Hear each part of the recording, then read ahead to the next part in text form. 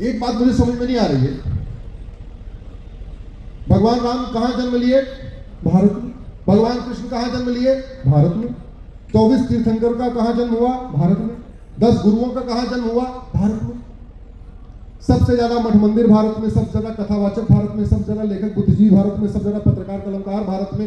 राम की धरती भारत, कृष्ण की धरती भारत, परशुराम की धरती भारत, महावीर की धरती भारत, भगवान पार्श्वनाथ की धरती भारत, भगवान बुद्ध की धरती भारत। इतने महान लोगों की धरती भारत, और यहां कलयुग चल रहा है।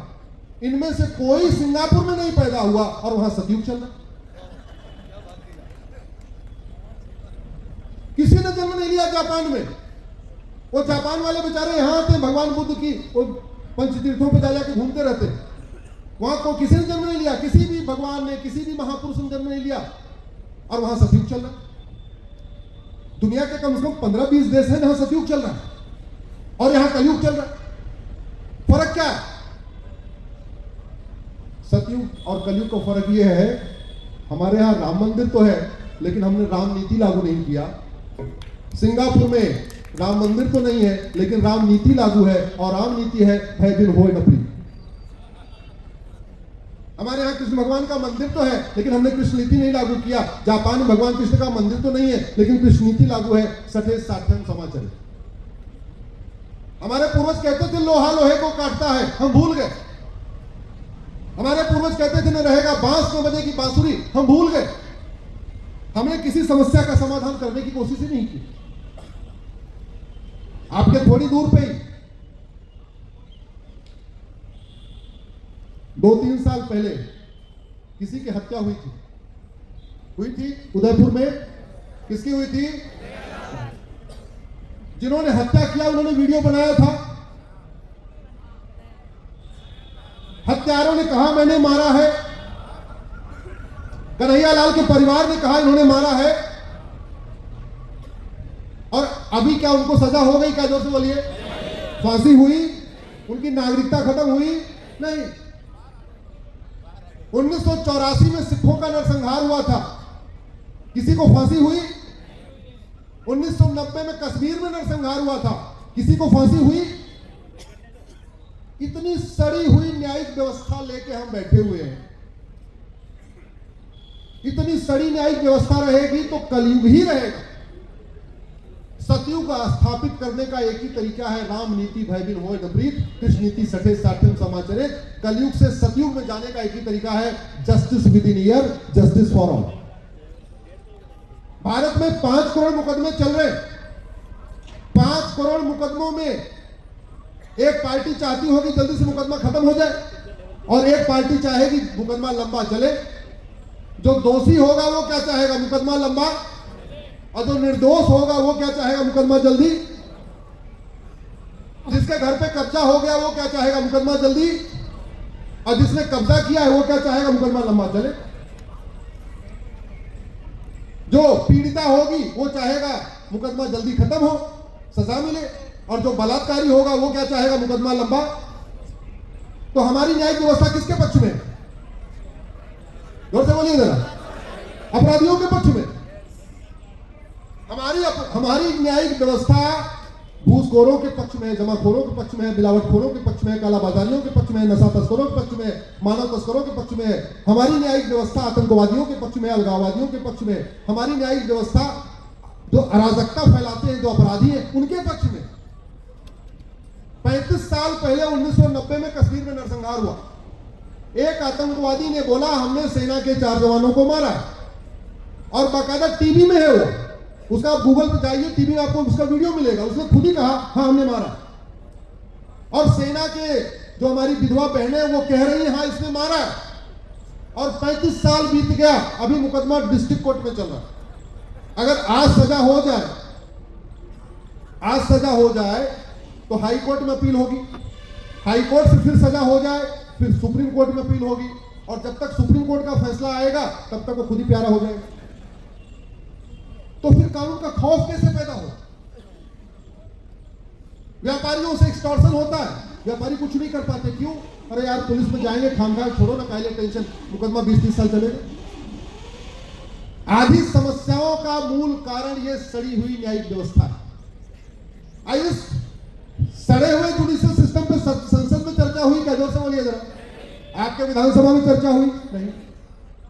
अरे जो काम की बात है उस पर चर्चा ही नहीं हो रही। क्यों नहीं हो रही है? क्योंकि आप सारे दल गुलाम हो। आप लोग पार्टियों के गुलाम हो चुके हो, आप नेताओं के गुलाम हो चुके हो। आपको आपकी सच लिखने की क्षमता खत्म हो चुकी है, आपकी सच बोलने की क्षमता खत्म हो गई है। अब बुरा मत मानना कि मैं आपको कह रहा हूं, आपको नहीं कह रहा हूं, ये 10 करोड़ लोग जो वीडियो सुनेंगे उनको कह रहा हूं। मुझे पता है आप दल गुलाम नहीं है, आप पार्टियों के गुलाम नहीं है।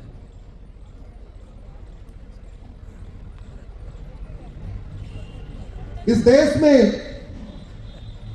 अगर जस्टिस विद इन ईयर हो जाए, मुकदमों का फैसला होना शुरू हो जाए, बहुत सारी समस्याओं का समाधान हो जाए।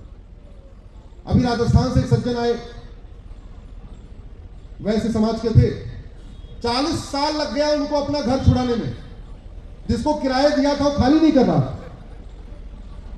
तो हमको देखे, पहचान लिए, मेरे पास आए भागते भागते, बोले भाई साहब सही कहते हो, न्यायिक व्यवस्था बहुत सड़ी हुई है। हमने कहा क्या हो गया? बोले 40 साल हो गया, अभी तक तारीख पे तारीख मिल रही है, हम अपना घर खाली नहीं करवा पा रहे। तो हमने कहा किराया कितना मिला? बोले किराया कितना मिला वो मत पूछो, कितना वकीलों पे खर्च कर चुका वो पूछो। जितना किराया नहीं मिला उससे ज्यादा वकीलों पे खर्च हो गया। ऐसी सड़ी हुई न्यायिक व्यवस्था। अरे जिस देश में जस्टिस विद इन आवर होता था, 1 घंटे के अंदर मुकदमे का फैसला होता था। इतिहास गवाह है, छत्रपति शिवाजी महाराज, राजा विक्रमादित्य, रानी अहिल्याबाई होलकर के यहां जस्टिस विद इन आवर का सिद्धांत लागू था। 1 घंटे के अंदर मुकदमा अगर कॉम्प्लिकेटेड है, जस्टिस विद इन डे होता था, 1 दिन के अंदर फैसला होता था। थोड़ा और ज्यादा कॉम्प्लिकेटेड है, जस्टिस विद इन वीक होता था, 2-3 दिन आना पड़ता था। कहीं पे इतिहास में कोई ऐसा केस नहीं है जहां पे कोई मुकदमा महीने भर चला हो। 1-2 केस एक्सेप्शनल केस है, मतलब 1 महीने में तो फैसला हो ही जाता था। और अब 1 साल में भी नहीं हो रहा है, 1 दशक में भी नहीं हो रहा है। साल तो छोड़ो, कौन आवाज उठाएगा? जोर से बोलो जरा, आपको उठाना पड़ेगा। अच्छा, कितने स्वार्थी है जो तारीख पे तारीख चक्कर लगा रहे हैं, वो तो चाहते हैं जल्दी से मुकदमा खत्म हो जाए, लेकिन वो जुडिशियल रिफॉर्म नहीं चाहते। भारत में 5 करोड़ केसेस के कारण 5 करोड़ परिवार टेंशन में है। एक परिवार में 6 आदमी मान के चलिए, पति पत्नी माता पिता और 2 बच्चे, यानी 30 करोड़ लोग इस सड़ी हुई न्यायिक व्यवस्था कारण टेंशन में। इस सड़ी हुई न्यायिक व्यवस्था का लोग आत्महत्या कर रहे हैं। साल में 2 लाख के आसपास आत्महत्या इस सड़ी हुई जुडिशियल सिस्टम के कारण हो रही है।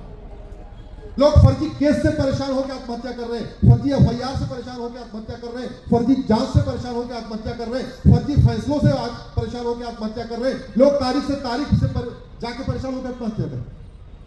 2 लाख लोग साल में। अच्छा, 5 करोड़ तो हो गया जिनको मुकदमा है, अब इसमें गवाह और जोड़ लो। भाई मुकदमा चलेगा तो गवाह भी चाहिए ना। हाईकोर्ट सुप्रीम कोर्ट में नहीं चाहिए, डिस्ट्रिक्ट कोर्ट में चाहिए। अगर एक आदमी को 10-10 गवाह जोड़ लो तो आप देख लो कितने गवाह हो गए। ऐसी व्यवस्था, पूरा देश इस समय मुकदमे में डूबा पड़ा है, पूरा देश। और सबसे आश्चर्य की बात, अमेरिका में, जापान में, सिंगापुर में, फ्रांस में, ऑस्ट्रेलिया में लोग कहते हैं तुमने गलत किया है, होश में आ जाओ, नहीं तो मैं जा रहा हूं पुलिस में शिकायत करूंगा। और भारत में उल्टा है, हमने तुम्हारी दुकान पे कब्जा कर लिया है, जाओ तुम कोर्ट। एकदम उल्टी गंगा बह रही है यहां पे। बोले हमने तुम्हारे खेत पे कब्जा कर लिया है, जाओ तुम अब कोर्ट। इस सड़ी हुई न्यायिक व्यवस्था के कारण गांव में सामाजिक समरसता टूट रही है। और जानते हैं, भारत में साल में 2 लाख लोग लैंड डिस्प्यूट में मर रहे हैं। साल में जमीन विवाद में 10 लाख झगड़े होते हैं। 8 लाख लोगों का हाथ पैर टूटता है, सर फूटता है, उंगली टूटती है, फ्रैक्चर होता है, और 2 लाख मर जाते हैं। 2 लाख। जिस जमीन विवाद के कारण 2 लाख आत्महत्या हो जाते हैं, अब आपको जान के आश्चर्य होगा, भारत में जमीन का विवाद सिविल डिस्प्यूट है, एक क्रिमिनल डिस्प्यूट है ही नहीं। मतलब आपकी जमीन कोई कब्जा कर ले, आप थाने पे जाओ, बोले साहब हमारे जमीन पे देखो, हमारे पास सारे कागज हैं, रजिस्ट्री भी है, म्यूटेशन भी है, सब कुछ है, ये दूसरे व्यक्ति ने कब्जा कर लिया। वो एफआईआर लिखेगा क्या? जोर से बोलिए। नहीं लिखेगा, बोलेगा ये तो सिविल डिस्प्यूट है, जाओ कोर्ट जाओ। जिस जमीन विवाद में 10 लाख झगड़े हो रहे हैं, 10 लाख लोगों का हाथ पैर टूट रहा है, खोपड़ी फट रही है, 2 लाख लोग मर रहे हैं, उस जमीन विवाद को हम भारत में क्रिमिनल अपराध मानते ही नहीं है, सिंपल उसको सिविल डिस्प्यूट मानते। तो जब सिविल डिस्प्यूट मांगते हैं तो हो गया क्या? जो दबंग है वो गरीब की जमीन पर कब्जा कर लेता है। और गांव में झगड़ा कैसे बढ़ रहा है? एक आदमी थोड़ा दबंग है, उसके पास थोड़ी पॉलिटिकल पावर और है, उसने गरीब की जमीन पर कब्जा कर लिया। गरीब आया, चिल्लाया, बोले जाओ कोर्ट चले जाओ। वो गरीब बेचारा थाने गया, थानेदार ने उसको धक्के मार के भगा दिया, बोले यार ये जमीन विवाद, ये तो सिविल डिस्प्यूट है, जाओ तहसील जाओ।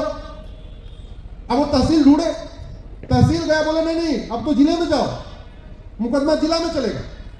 अब वो कचहरी के चक्कर लगा। वो गरीब पहले ही था, सब्जी बेच के अपना परिवार चला रहा था, उसको एक दबंग ने कब्जा कर लिया, उसका सब्जी का कारोबार खत्म हो गया। अब सब्जी का कारोबार खत्म हो गया, जो कुछ उसने बचाया था अब वो वकील के ऊपर खर्चा कर रहा है। जब तक उसके पास पैसा था तब तक तो वो कोर्ट आया गया, जिस दिन पैसा खत्म हुआ डिप्रेशन में आया, उसके 2-3 लड़के थे, तैयार हुआ, बोल बेटा आपको कुछ करना पड़ेगा, अब तो आर पार की बात है। वो गया, दबंग आदमी को उठा के लाठी से पीट दिया। दबंग का तो कुछ नहीं हुआ, बच गया। लेकिन वो गरीब जो अभी तक सिविल डिस्प्यूट में घूम रहा था, अब किस में घूमने लग गया? जोर से बोलिए जरा। क्रिमिनल डिस्प्यूट में। अब क्रिमिनल डिस्प्यूट में घूमने लगा, फिर पता चला उसी का कोई बेटा बागी हो गया। बागी हो गया, इसने हमारे पिता को जेल भिजवाया है, अब मैं इसको छोड़ूंगा नहीं, उसने उसको मार दिया। अगर हमारा जुडिशियल सिस्टम ठीक होता, हमारा कानून ठीक होता, जमीन विवाद को हमने जघन्य अपराध बनाया होता, जमीन विवाद को हमने क्राइम डिक्लेयर किया होता और वो क्राइम नहीं करता, इतना बवाल ही नहीं होता। ये सिस्टम बदलने की जरूरत है कि नहीं? होना चाहिए कि नहीं? भारत में अगर जस्टिस विद इन ईयर लागू हो जाए, घूसखोरी खत्म होगी, कमीशन खोरी खत्म होगी, जमाखोरी खत्म होगी, मिलावटखोरी खत्म होगी, कालाबाजारी खत्म होगी, नशा तस्करी खत्म होगी, मानव तस्करी खत्म होगी। अगर जस्टिस विद इन ईयर लागू हो जाए, स्वस्थ भारत बनेगा, जस्टिस विद इन ईयर से संपन्न भारत बनेगा, जस्टिस विद इन ईयर से स्वच्छ साक्षर भारत बनेगा, जस्टिस विद इन ईयर से समृद्ध भारत बनेगा, जस्टिस विद इन ईयर से सशक्त भारत बनेगा, जस्टिस विद इन ईयर से सुरक्षित भारत बनेगा, जस्टिस विद इन ईयर से समावेशी भारत बनेगा, जस्टिस विद इन ईयर से स्वावलंबी भारत बनेगा, जस्टिस विद इन ईयर से स्वाभिमानी भारत बनेगा, जस्टिस विद इन ईयर से सुरक्षित भारत बनेगा, जस्टिस विद इन ईयर से घूसखोरी खत्म होगी, जस्टिस विद इन ईयर से कमीशन खोरी खत्म होगी, जस्टिस विद इन ईयर से मिलावटखोरी खत्म होगी, जस्टिस विद इन ईयर से कालाबाजारी खत्म होगी, जस्टिस विद इन ईयर से जमाखोरी खत्म होगी, जस्टिस विद इन ईयर से आतंकवाद खत्म होगा, जस्टिस विद इन ईयर से अलगाववाद खत्म होगा, जस्टिस विद इन ईयर से मजहबी उन्माद खत्म होगा, जस्टिस विद इन ईयर से जमीन पे कब्जा बंद होगा, जस्टिस विद इन ईयर से धर्मांतरण रुकेगा, जस्टिस विद इन ईयर से वीर सावरकर का सपना साकार होगा, जस्टिस विद इन ईयर से बाबा साहब अम्बेडकर का सपना साकार होगा। जस्टिस विद इन ईयर के बाद वास्तव में एक सुरक्षित भारत बनेगा। इसलिए देश को सुरक्षित बनाना चाहते हैं तो सब लोग मिलकर जस्टिस विद इन ईयर लागू करने की मांग करें। जस्टिस विद इन ईयर संभव है, दुनिया के कई देशों में जस्टिस विद इन ईयर है। जस्टिस विद इन ईयर के लिए केवल 4-5 काम करना है। एक यूनिफॉर्म पिनल कोड बनाना है। ये जो कानूनों का दुनिया भर का मकर जाल है, इसको सबको मर्ज करके सिंगल, जैसे अमेरिका में फेडरल पिनल कोड है वैसा एक इंडियन पिनल कोड बनाना पड़ेगा। झूठ को गंभीर अपराध घोषित करना पड़ेगा।